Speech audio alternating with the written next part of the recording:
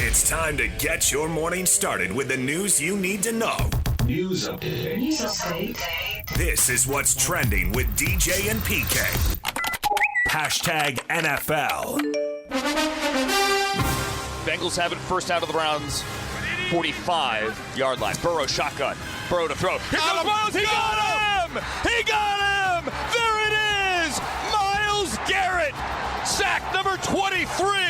The new single-season sack king. And the Browns defense mobs their man at the Cincinnati 45-yard line. Fourth down and goal from inside the 2.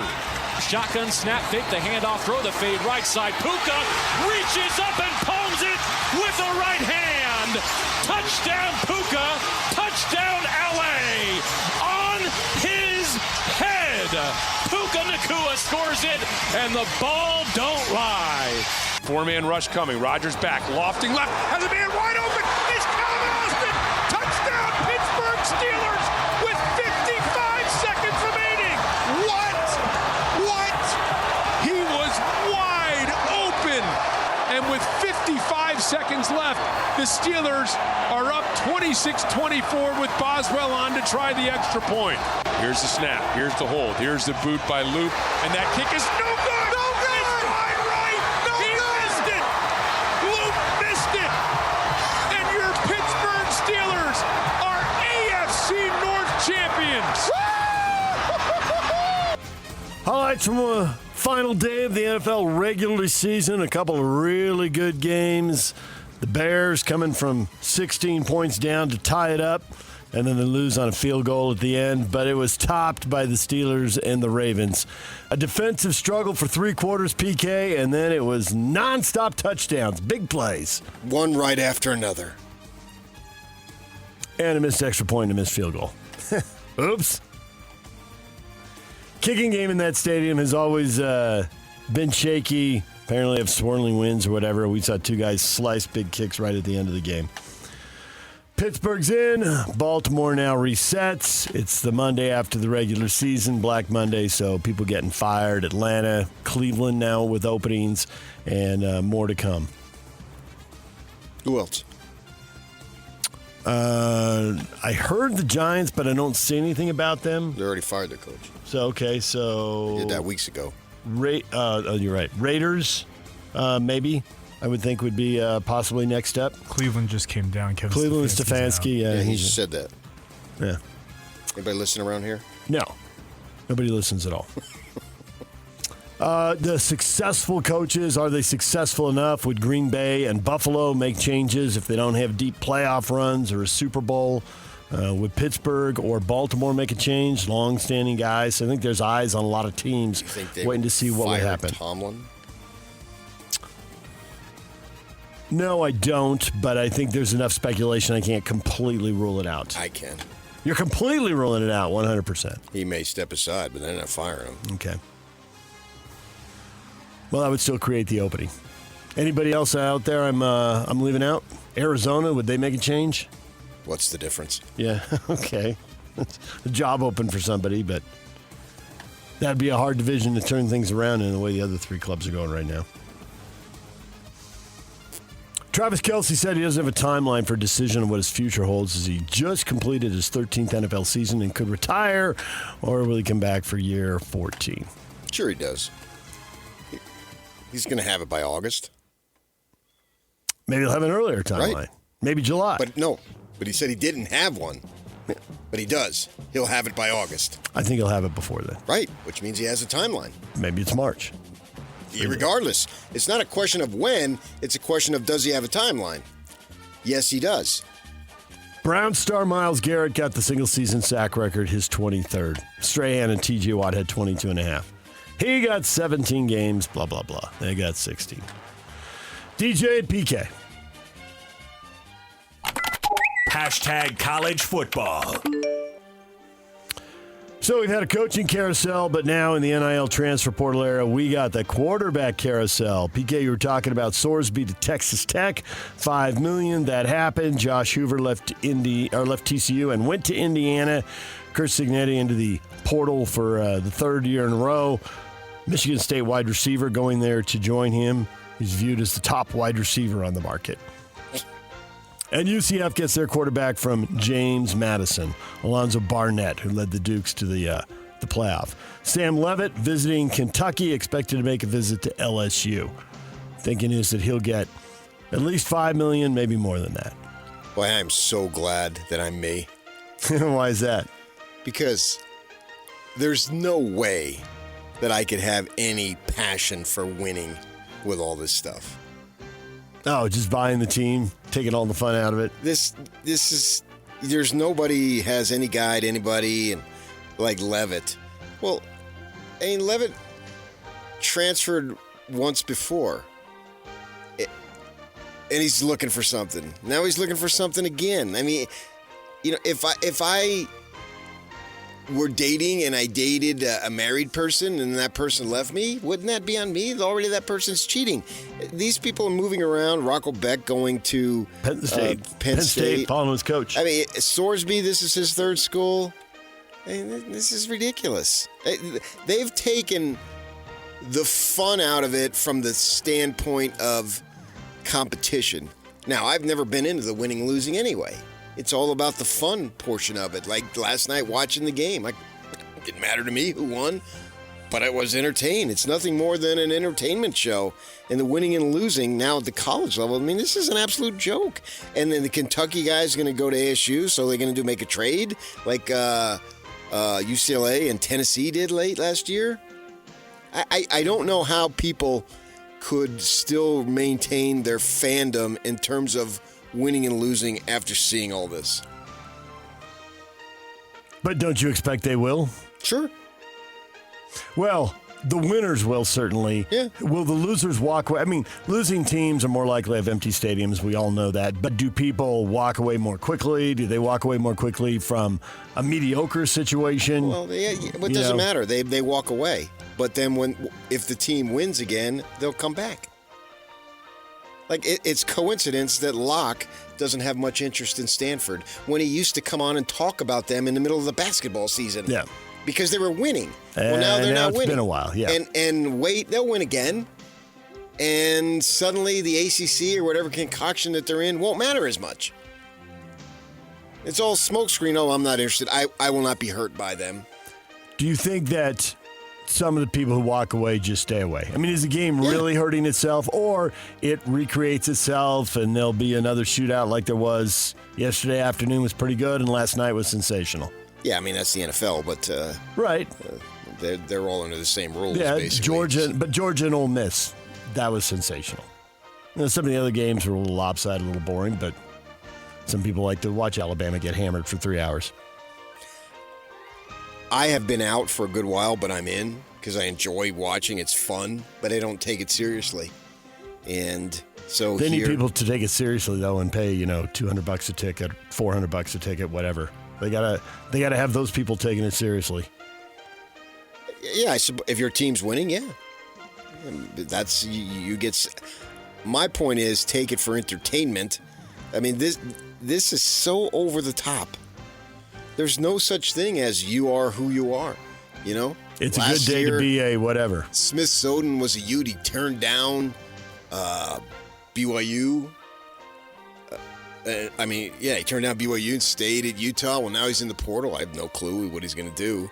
And nor am I criticizing Brendan Sorsby or any of these guys. Who wouldn't go for $5 million? And Cody Campbell's running around on Twitter with himself out there as a pitcher. A photograph of him, I mean, we're going to do this, and okay, big guy. I mean, you go. It really means that much. This is all silly, but it's still fun, and I'll still pay attention and all. But like I said this time last year, watch out for Texas Tech. When we get to the year 2030, we're going to look back and see they're either going to win it every time or they're going to be right there every time on one for one. Well, Texas Tech had a really good team, but the quarterback play wasn't nearly good enough. Cincinnati had a really good quarterback. The team wasn't good enough. If you could just put those two teams together, PK, get a really good team. And now in this era, they can put those two together. And for $5 million, I would advise the kid to do the same thing. Yeah. DJ and PK. Hashtag Utah Jazz. We had too many times where they were able to get in between two people, end up on the ball. They do a great job of moving it and cutting behind it. And we weren't able to control the ball, the point of attack with our switching. I think that's the biggest thing that stood out to me defensively. Obviously, we struggled in certain moments to rebound, and that's something we can continue to clean up. I thought we needed to be more physical on the baseline, in particular, finding cutters who are going to rebound. But, offensively, I continue to be really pleased with our team. 62 points in the paint. We're moving the ball really well. Obviously, didn't shoot it great from the free throw line tonight, but offense continues to be something that I think our team is doing at a high level. Utah Jazz lose to the Golden State Warriors 123-114 Saturday night. Steph Curry was amazing in the third quarter, and the Jazz were done in the fourth. Marking in 35, not enough. They're 0-2 on this road trip, and in Portland tonight, they wrap it up with the Thunder Wednesday. So if they're going to win on this trip, you would think tonight is the night. Well, I hope not. I mean, Portland's 6 games under 500. Offensively is fine. Be a good offensive team and at a high rate, at a high level, as Hardy says, as long as you continue to lose at a high level. Keep that draft pick, finish that rebuild, and then let's go. 8 o'clock for the tip, 7 o'clock for the pregame here on The Zone. DJ and PK. Hashtag NBA. Devin Booker made a game-winning three. The Suns beat the Thunder 108-105. Score that probably matters most to Jazz fans is Denver now very shorthanded, and the Nets got a win. They're 11th, so only one win behind the Jazz. Nets win 127-115. Care about anything else in the NBA? Lakers beat Memphis, so they remain just kind of all right. Well, they're without 2 starters now. So, I mean, they're okay. Yeah. I don't expect them to be in finals, and see how far Denver falls without the big man. Certainly one of the top 2 or 3 players in the league, and has been for a number of years now. It's just a sensational player. What's their level of staying afloat? Trade wins and losses, played 500 ball for a month, and hope he's back then. Although it's a re-examination in a month, so I wonder if he's done till the All-Star break.